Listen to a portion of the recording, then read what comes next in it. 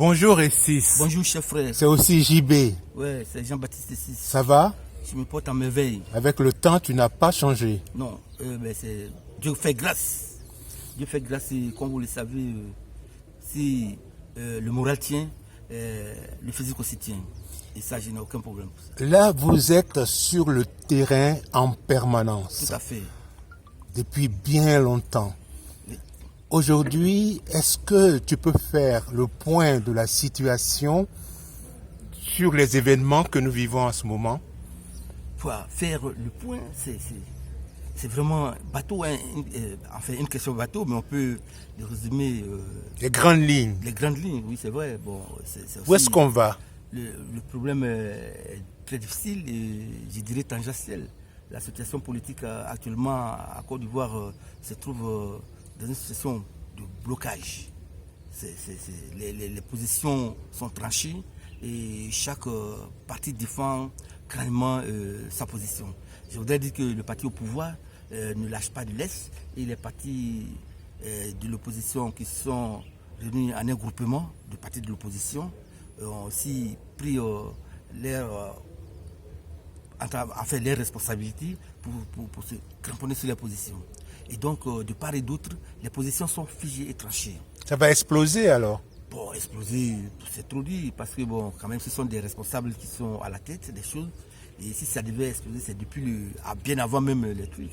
Mais ils prennent patiemment les choses, surtout l'opposition, essaie de mener la chose, la situation politique, je dirais même à l'usure, parce qu'ils veulent amener le parti au pouvoir, ils veulent être à l'usure, c'est-à-dire ils veulent amener point par point jusqu'à ce qu'ils cèdent, mais le parti au pouvoir comprend le jeu et ne cède pas d'un pouce. Parce que pour eux, je voudrais parler du parti au pouvoir. Pour ce parti-là, en lâchant de l'Est, c'est comme une question de faiblesse. Donc, le gouvernement essaie de maintenir sa position, non pas pour intimider l'opposition, mais pour dire qu'il tient la barre et que c'est lui qui est aux affaires. Voilà.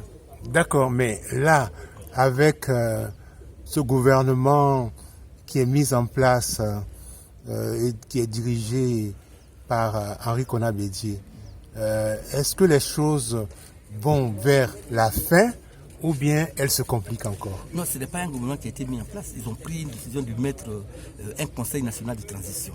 Ils n'ont pas encore donné tous les détails pour dire qu'il y a déjà un gouvernement. Mais selon les concertations de part et d'autre des partis, ils se sont donné la latitude de mettre en place le conseil pour amener toujours le parti au pouvoir à la négociation.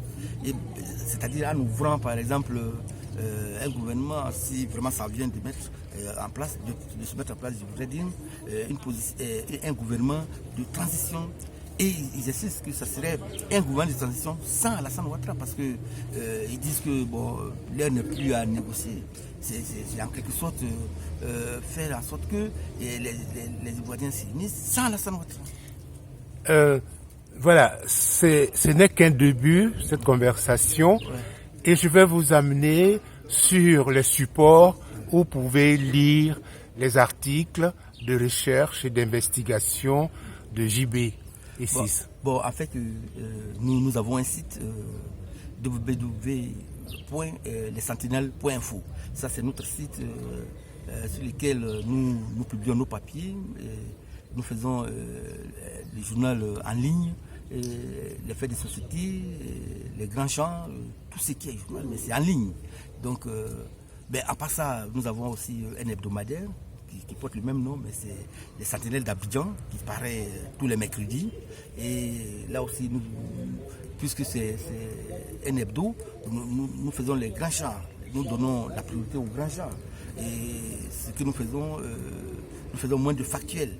Et nous faisons beaucoup plus d'analyse pour amener, comme on appelle ça, nos lecteurs à comprendre mieux la situation politique en exploitant certains sujets que les quotidiens n'arrivent pas à faire. Parce que si on prend par exemple la composition par exemple, du gouvernement ou la mise en place du Conseil national de transition, nous on explique long en large pourquoi est-ce que les gens en sont arrivés à ce stade, pourquoi est-ce que et comment est-ce que les partis politiques de l'opposition sont regroupés pour avoir ça. Vous voyez, non? Et là, nous allons en profondeur pour donner beaucoup plus de détails aux Ivoiriens. Merci beaucoup. Merci beaucoup à toi, Essis Jean-Baptiste. Et puis, courage, parce que je suis ton combat depuis de très longues années. Et courage. C'était Nianzou Ano, devant le siège du FPI à Abidjan, avec Essis Jean-Baptiste. Il est 12h20 à Abidjan. Au revoir. Au revoir, frère. Merci.